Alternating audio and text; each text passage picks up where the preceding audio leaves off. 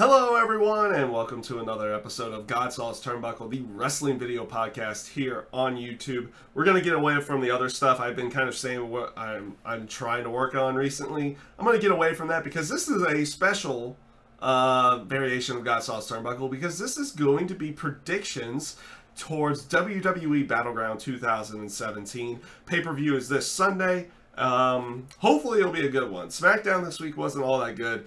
But hopefully the show itself turns out being a pretty good one to go along with everything.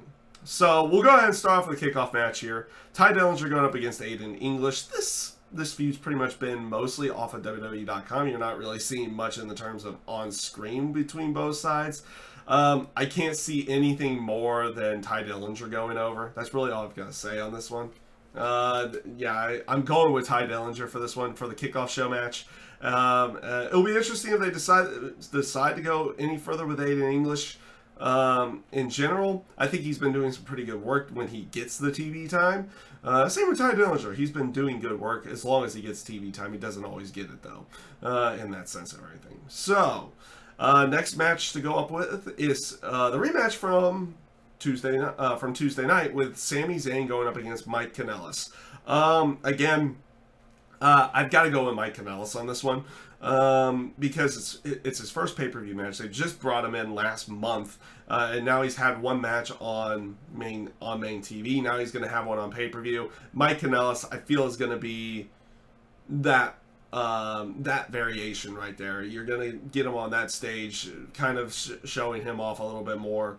Again, and they'll probably continue playing off of the aspects of Maria getting involved and kind of being the dominant force as well. You kind of see that Maria is going to more than likely be that dominant force inside of this grouping, or between the couple of Mike and Maria, to go along with everything. And you'll probably see something in that line again, but she'll do something to make sure that her husband ends out winning this match. So we're going to have Mike Kanellis going over in this one. So up next will be the fatal 5-way elimination match for the #1 contendership towards Naomi's title. You have Charlotte Flair, Becky Lynch, Natalya, Tamina, and Lana in this match. It'll be interesting to see what the dynamic's going to be between Tamina and Lana, and where they're going to actually go with everything on that one. I feel like they're going to have them working as a team in some way, shape, or form down the line. They'll probably play that off in this match, but I don't think it actually gets them the win. Because, again, they are announcing this as a match towards SummerSlam. In that sense. So that you're going to want, and they view SummerSlam almost like a WrestleMania. In that sense, they want the big matches on that particular show. So that actually kind of rules out Tamina or Lana in that sense of everything, because you don't get that big match vibe off of them going into a pay-per-view like that. So I'm not going to go with either one of them. My pick for this match, though, actually, I'm not going to go with Becky Lynch in this one because I don't feel like they're going to go with her either at this point in time. Though that match would be really good with Naomi and Becky Lynch. And I don't see them putting it on Natalya either. That would also be a pretty good one as well.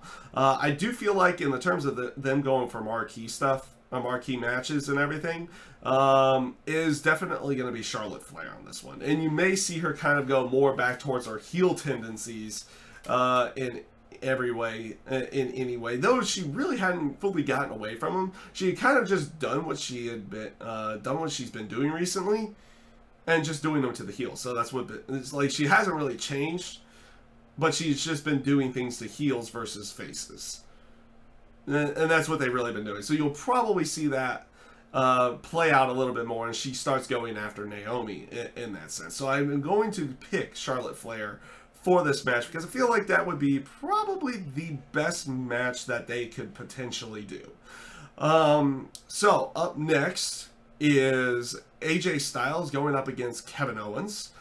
And this is for the United States title. I don't know if they're going to be doing a lot of title changes as of late. And I guess that could be one thing that they can do here is potentially change the title and have Kevin Owens going into SummerSlam with the United States title. That is one thing they can do. I think they're going to keep it on AJ Styles. They have the way they've been teasing it has been big matches for the United States title going into SummerSlam. And I feel like they would be going it with AJ Styles, whether they do it with Shinsuke Nakamura or they do it with John Cena and that side of everything. It feels like they've been teasing that, and having AJ go over in this match would probably be my my best pick into this one. So I'm going with AJ Styles to keep the United States title. And what is it? Up next, though, is the New Day going up against the Usos for the tag team titles. Again, I don't see too many title changes happening unless they do something out of nowhere with Carmella and Naomi, where she cashes in and gets the title that way on this particular show. I don't think they're going to be doing that here, though. And again, I don't see too many title changes happening here. I'm going with the Usos on this one, mainly due to the fact that I don't feel like they could end the feud. They don't have to necessarily end the feud with the Usos going over on this match. They could do some like nefarious means or something in that sense, because the last match that they had, the Usos kind of walked out on, so New Day won. So maybe they give it to the Usos in some way, shape, or form this time around to particularly end out winning this match and keeping the titles, and maybe do something going into SummerSlam with both sides. Up next, though, is so after that, yeah, Usos definitely. So up next, this has been going on now, and we're going to be seeing this on the program. Since it seems like we're going to get the culmination of the Breezango, who attacked Breezango and everything in that sense. I kind of said things on the SmackDown review saying it's like, hey, it could be an NXT call-up. It could be people like the Authors of Pain or Sanity, though they're probably going to be having a match in the next takeover, so it would be really weird to have them call up. Now, it can't be American Alpha, though. That's where a lot of people thought they were going, but now with Jason Jordan on Raw, Chad Gable on SmackDown, you can't expect American Alpha on that side of everything. I was thinking, and I might be sticking with this, though there's a good chance it's Eric Rowan and Luke Harper that are doing this. I'm going to go with the fact that since Jason Jordan had to go over to Raw, somebody's coming over to SmackDown.